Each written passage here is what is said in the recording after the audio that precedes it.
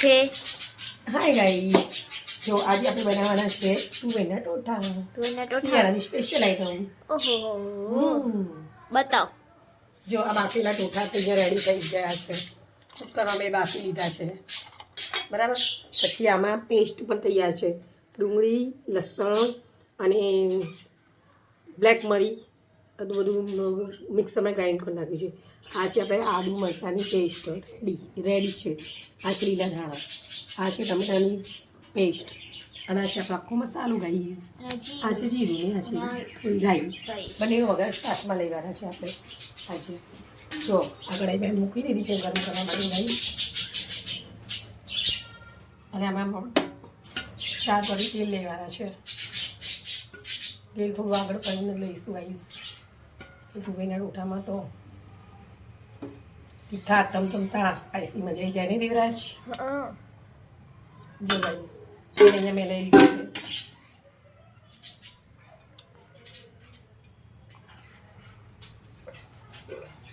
તેલ આપણે લઈ લીધું છે. અહીંયા આપણે રાઈ નાખી એડ કરી નાખીશું. ચપટી રાઈ લઈશું, ચપટી જીરું લઈશું, બંને લઈ લીધું છે ગાઈસ.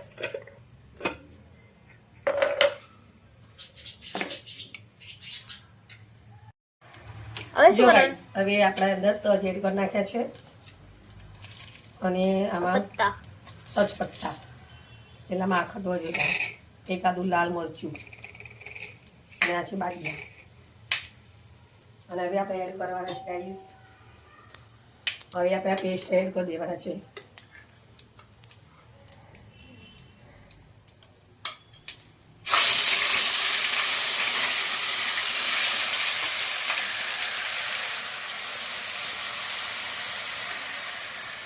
હવે શું કરો મમ્મી? જો આ ડુંગળી શેકાય ને સરખી બ્રાઉન કલરની શેકાવા દેવાની છે. આખી પેસ્ટ સરખી શેકાઈ જશે ને એટલે એમાંથી થોડું તેલ છૂટું પડશે. તેલ છૂટું પડશે એટલે આપણે અંદર એડ કરવા છે ટોમેટો પ્યુરી, ટોમેટોની પેસ્ટ. હવે આપણે આ પેસ્ટ પણ એડ કરી નાખીએ આદુની લસણની બંનેની સાથે. અડધી જ લીધી છે.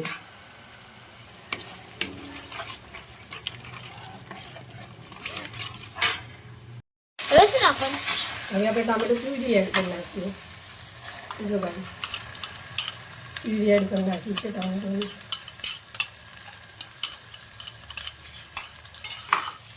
હવે આ પણ બંને શાકમાં એડ નહીં કરવાનું, અલગ અલગ શેકાવા દેવાનું હોય છે. પેલા ડુંગળી લસણ એ બધું પેસ્ટ સરખી શેકાઈ જાય પછી ટોમેટોને એડ કરવાના. એડ કરીને એને પણ સરખા શેકાવા દેવાના છે. એમાં પણ તેલ ઉપર આવે ને ત્યાં સુધી શેકાવા દેવાના.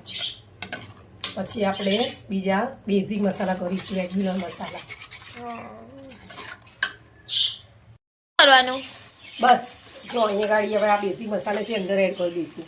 મીઠું છે, મરચું છે, હળદર, ધાણા જીરું બધું એડ કરવાનું છે. અને અહીંયા તેલ ઉપર આવી ગયું છે, જો શેકાઈ ગયું છે.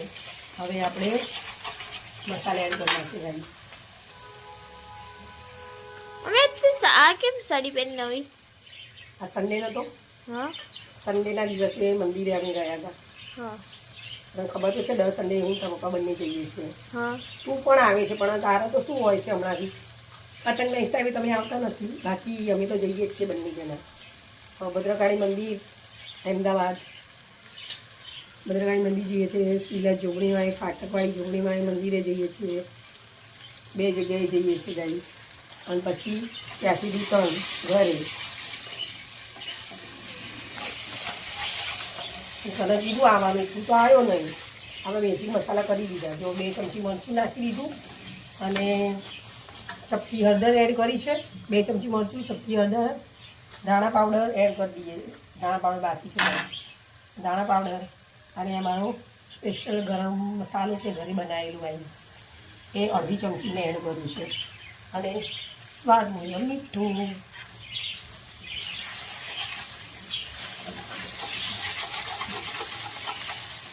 મસ્ત ગ્રેવી શેકાવા દેવાની. જેટલી ગ્રેવી સારી હશે ને એટલા ટોઠા ફાઇન.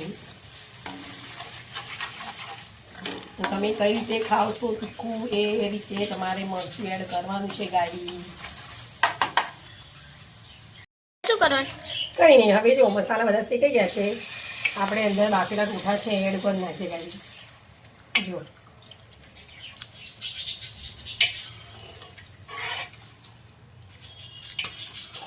અત્યારે તો શિયાળાના હિસાબે લીલું લસણ લીલી ડુંગળી બધું એડ કરાય, પણ મેં અત્યારે સૂકું લીધું છે ગાઈ.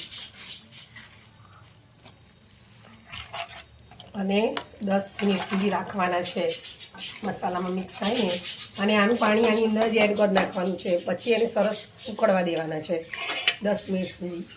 પછી આપણે એને લઈ લઈશું. બધું પાણી એ નહીં કરવાનું, જોતા મુજબ એડ કરવાનું. એટલે આમાં થોડું આમ ગ્રેવી હા, થોડું ગ્રેવી જેવું, ઠીક ગ્રેવી, જાડી ગ્રેવી હોય ને એ રીતનું આવી રીતે ગાઈસ. ના આવી રીતે આ પૂરા તો ક્યારે કોઈ ખાય ખરી, કોઈ ના ખાય, આપણે અત્યારે જ એડ કરી નાખશું. જો બસ આપણે આટલું એડ કરીએ છીએ. એનું ને એનું પાણી લઈએ તો વધારે સારું રહે. જો ગાઈસ હવે મસ્ત થોડું શેકાવા દઈશું એટલે તેલ ઉપર આવી જશે. મમ્મી હવે કંઈ નહીં, હવે જો આપણે ટોઠા તૈયાર થઈ ગયા છે ગાઈસ. હા ને જો